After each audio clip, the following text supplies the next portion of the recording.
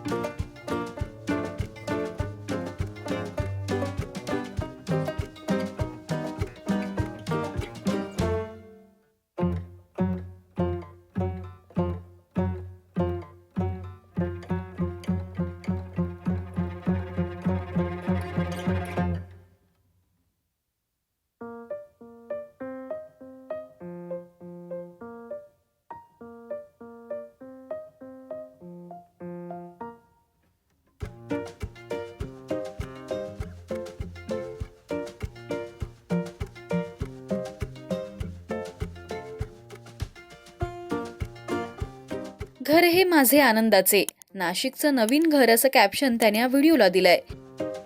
तर अनेकांनी कमेंट्स करत त्यांचं अभिनंदन केलंय।